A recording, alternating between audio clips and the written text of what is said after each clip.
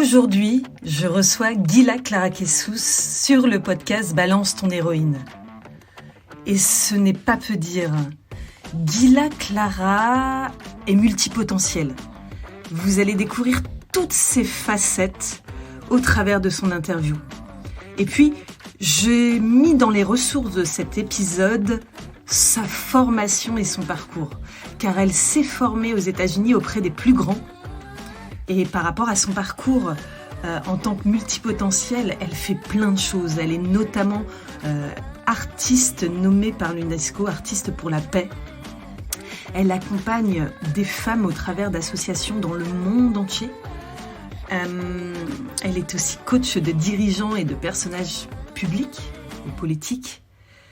Elle est écrivaine, elle est auteure, elle prête sa voix pour nombre de livres audio. Elle a reçu le prix de la Voix d'Or en juin dernier. Waouh! C'est une femme avec une très très haute énergie. Je vous invite à l'écouter, j'ai la chance et je suis honorée de la connaître. On écoute Guila Clara. C'est une première interview avec Guila. Il y en aura d'autres. Merci Géraldine de me permettre d'intervenir dans ce beau cadre et bravo à tous les intervenants que vous avez choisis. Ils représentent chacun vraiment un pan important des droits des femmes. Je m'appelle Guila Clara-Kessous, je suis artiste de l'UNESCO pour la paix et donc par l'art théâtral, j'essaye de pouvoir aider des personnes à mieux prendre la parole dans des conditions post-traumatiques. Donc j'aide beaucoup des femmes qui ont été victimes de violences sexuelles, mais j'aide aussi des survivants de génocide. En ce moment, on est parti aussi à la frontière, à la Pologne et l'Ukraine pour essayer d'aider les personnes qui essayent de quitter le pays, par exemple. Donc quand c'est comme ça, on apporte un soutien psychologique et on aide à parler, parce que c'est justement par la catharsis de la parole qu'on peut réussir à évacuer la souffrance. En parallèle de ça, j'ai pu développer tout un travail de coaching et aujourd'hui, j'interviens en entreprise pour justement aider des femmes à pouvoir mieux s'assumer, mieux prendre la parole au travers de programmes d'empowerment. Et j'ai pu avoir la chance de faire un doctorat auprès d'Elie Wiesel, prix Nobel de la paix, qui m'a justement renforcée dans l'idée que c'est par la parole qu'on peut réussir à guérir. Donc ça, c'est vraiment toute la problématique que j'ai aujourd'hui et c'est sous ma casquette de coach qu'aujourd'hui je vais intervenir. Alors, le message, je pense qu'il serait celui de pouvoir faire passer cette conscience que les femmes n'ont pas forcément de leur être au monde. Alors, ça a l'air d'être un peu philosophique comme ça, mais c'est-à-dire qu'il y a une certaine tendance qui est assez féminine, qui va être de se perdre dans l'action. Et quand je dis se perdre dans l'action, c'est-à-dire être avec l'autre, être pour l'autre, être dans l'envie de donner aussi.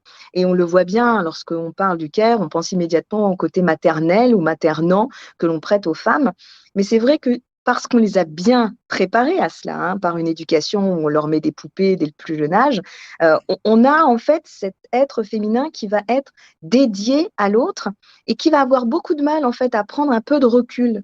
Et c'est ce que moi j'offre lorsque je fais des coachings, c'est-à-dire prendre un petit peu de recul, prendre le temps de s'observer et de réaliser certains mécanismes, une certaine systémie, un certain diagnostic de son propre style de communication, par exemple. Pour une femme, lorsque je travaille, je ne dis pas que pour les hommes c'est facile, mais pour une femme, lorsque je travaille avec elle sur sa communication au niveau corporate, je sens des moments de douleur intense lorsqu'il faut que j'allume la caméra. On me dit, je déteste voir mon visage, je déteste me voir intervenir.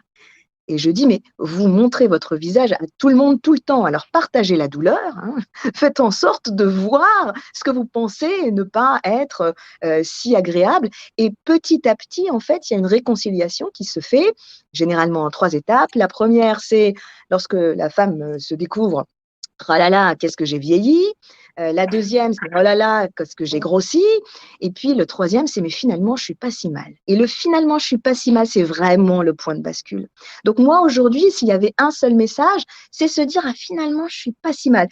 À prendre une conscience qu'on a à sa disposition un être qui s'appelle moi, enfin qui s'appelle de son prénom et de son nom, et que, en fait, on a cette chance unique de pouvoir choisir de se positionner, Déjà au niveau intrapersonnel par rapport à la gestion de ses émotions, au niveau interpersonnel vis-à-vis de la façon dont je gère mes émotions et je gère les émotions des autres. Et en fait, en se donnant la chance de pouvoir un tout petit peu rentrer dans cette analyse, pas une analyse telle qu'on peut l'entendre au niveau psychanalyse, hein. Moi, je prône beaucoup la psychologie positive. Et vous savez que la psychologie positive, elle a vraiment le but de remplacer le pourquoi par le comment. C'est pas le pourquoi ça va mal, c'est comment je peux aller mieux. C'est pas pourquoi est-ce que la personne a fait ça contre moi, c'est comment on peut trouver une solution. Donc c'est prendre l'individu ici et maintenant pour lui proposer d'aller plus loin. Bien sûr, ça ne prend pas en charge des pathologies, ça n'est absolument pas pour remplacer une médication lorsque il la faut, bien entendu. Mais dans des cas, je pense essentiellement corporate, comme par exemple chez Prium, on peut la voir, c'est vraiment un moment de pas de côté où tout d'un coup, la personne peut avoir la chance de se dire alors c'est moi ça. Et je trouve que voilà, cette découverte de soi, elle est touchante et elle est vraie. Ouais, c'est très fort. C'est très fort ce que vous dites, Gila. Gaëlle, tu avais une question? Ouais, j'ai une question. Gila, parce que je constate qu'il y a quand même beaucoup de gens, donc j'ai un tout petit peu plus de 50 ans, il y a beaucoup de gens qui angoissent de cet âge, de la cinquantaine, et j'ai le sentiment, j'adore ce que vous avez dit sur finalement, je ne suis pas si mal. Ça me rappelle une phrase de je ne sais plus qui, je me fais peur quand je me compare, je me rassure. Est-ce que vous constatez que la cinquantaine, c'est l'occasion pour justement, un moment, se dire, OK, j'ai plus 20 ans, mais finalement, je ne suis pas si mal. J'ai le sentiment, moi, il y a beaucoup de femmes et d'hommes autour de moi qui, autour de la cinquantaine, font cette démarche-là. Est-ce que c'est juste mon entourage qui est un entourage de psychopathes ou cette cinquantaine, on peut en tirer du bon avec l'acceptation de soi dans sa globalité, qu'elle soit physique, intellectuelle, tout ce que vous avez dit? Alors c'est tout à fait vrai, d'autant plus que moi, lorsque je travaille avec des personnes qui ont autour de cet âge-là, je leur propose de faire un exercice simple. D'ailleurs, toutes les personnes qui suivent ce podcast peuvent le faire. C'est l'exercice de l'ikigai. Peut-être que vous avez déjà entendu parler de cet exercice, Ikigai. L'ikigai, ça veut dire en japonais raison d'être, c'est-à-dire essayer de trouver son sens, son principe fondateur. Et pour ce faire, il suffit de répondre à 4 questions. Et c'est des questions très simples. La première question, c'est qu'est-ce que j'aime faire dans la vie? Et je me rappelle, alors là, je peux vous dire que des personnes autour de 50 ans, quelquefois, elles me regardent en me disant, mais je ne me suis jamais posé cette question. Quelle question étrange. Qu'est-ce que j'aime faire? Alors attendez 2 secondes, que je réfléchisse. Alors ça, c'est formidable. Parce qu'on C'est se dit, horrible. c'est pas horrible, ce sont des personnes qui sont tellement dévouées dans leur travail que réfléchir à qu'est-ce qu'on aime, c'est quelque chose de tellement naturel qu'on on trouve même pas. Donc ça, première question, qu'est-ce que j'aime dans la vie? Et ça peut être la lecture, ça peut être des promenades, ça peut être du temps en famille, ça peut être des voyages, vraiment sans se limiter. Deuxième question, c'est en quoi je suis douée? Ce qui est très différent. Quels sont mes talents? Voilà, je sais bien faire la cuisine, moi j'adore classer les choses. Ou alors, je suis bon dans l'organisation des réunions familiales. Toutes sortes de choses, voilà. Dans quoi je suis talentueux? Troisième phase, donc troisième question, c'est pourquoi je suis payé? Et poser comme ça, la question est assez intéressante parce que tout d'un coup, quand on répond à cette question, pourquoi je suis payé? Eh ben, on va faire un listing en se disant, ah, mais je suis payé pour faire des tableaux Excel. Je suis payé pour faire des réunions qui n'en finissent plus. Je suis payé pour faire. Donc, on a toute une liste comme ça de pourquoi je suis payé. Et on regarde ensuite, bien sûr, l'interpénétration des sphères en se disant, mais si je suis payé pour des choses qui ne font pas du tout partie de ce que j'aime ou ce dans quoi je suis talentueux, il y a déjà on va dire une petite friction. Et c'est pour ça que j'en parle aujourd'hui, en particulier pour une population autour de 50 ans, généralement, c'est uniquement cette population qui va être intéressée par la quatrième sphère, quatrième question qui est fondamentale, c'est en quoi mon action contribue aux besoins du monde. Et on voit toute une population qui se réveille vis-à-vis de l'utilité au monde, vis-à-vis de laisser quelque chose derrière soi, vis-à-vis d'une conscience seulement de l'héritage, avec une envie de changer le monde, là, à 50 ans. Et c'est très différent des personnes que je vais coacher qui vont être juniors, qui viennent de rentrer en prise de poste ou juste après des écoles de commerce, qui, eux, pensent en fait que l'apport au monde, ça va être essentiellement un travail associatif. Là, c'est vraiment une question d'héritage qui commence à se poser.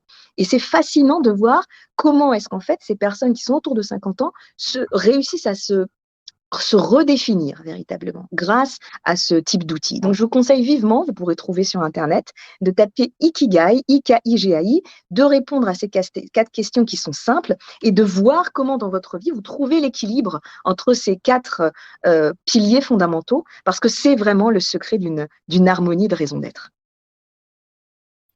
Voilà, c'est intéressant. Alors, moi, je pense que toutes les personnes qui sont sur ce stage, enfin, qui sont à l'écran, ont trouvé, en fait, voilà, ils ont un ikigai abouti. Je connais ces personnes et elles sont passionnées et elles vivent de leur passion. Mais ce qui est intéressant aussi, Gila, c'est qu'on a commencé il y a 3 heures ce live par la raison d'être avec Cyrielle Ariel et son livre Nos raisons d'être. Donc, je trouve ça extra de pouvoir en parler avec vous lors de votre intervention. Merci en tout cas. Est-ce que Hélène ou Estelle avaient des questions pour Gila? Ah, mais plein, mais c'est extraordinaire. Moi, Gila, quand je vois votre parcours, et puis, je sais pas, je suis béate d'admiration. Comment on fait pour devenir prof à Harvard? Waouh! C'est énorme. En plus d'être artiste, en plus d'être une femme engagée, d'être une entrepreneuse, enfin, c'est énorme. C'est un magnifique éventail dans lequel vous vous épanouissez le plus.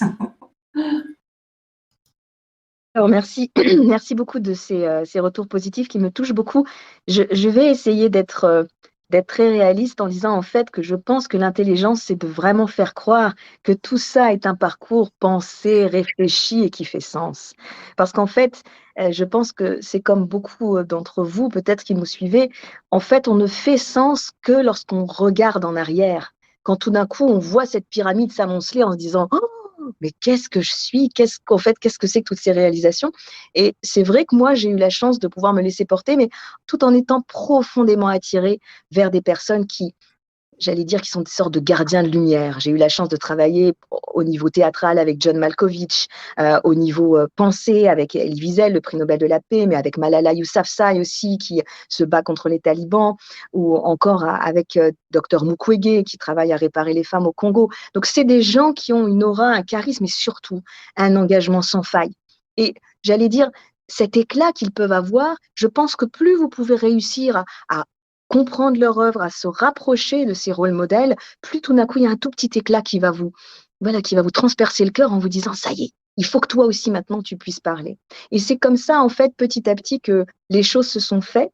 Mais je vous dis, je me ressource par l'autre, par les personnes que je rencontre, par le fait de pouvoir avoir ce travail de coaching, avoir ce travail dans l'humanitaire, parce qu'en fait, sans les autres, j'aurais aucune raison d'être. Et c'est ça qui est merveilleux. Et je remercierai aussi jamais assez Géraldine de me permettre de pouvoir vous le dire aujourd'hui. Parce que ce que je vous dis n'était absolument pas planifié. On avait un peu discuté avec Géraldine de ce qu'on pouvait dire aujourd'hui aux héroïnes qui sont là et qui nous écoutent. Mais ça dépasse. Vous voyez, on a vraiment quelque chose qui va aller plus en profondeur. Et ça, c'est le génie de l'improvisation. Pour ce faire, il y a un travail de lâcher prise et d'une confiance absolue vis-à-vis des personnes avec qui vous vous trouvez. Et tout d'un coup, c'est là justement où on retrouve cette espèce d'étincelle de génie qu'on crée, qu'on co-crée tous, hein, à la fois celui qui écoute, celui qui parle. C'est l'humain, tout simplement. C'est le génie de l'humanité, je pense. Cet épisode de podcast est terminé. Je vous invite, s'il vous a plu, à mettre 5 étoiles sur le canal de podcast sur lequel vous l'avez écouté et à vous abonner, évidemment, au podcast Balance ton héroïne en cliquant sur la cloche tout là-haut. Voilà, donc je suis Géraldine Jakowski et je vous retrouve très prochainement pour un nouvel épisode de Balance ton héroïne.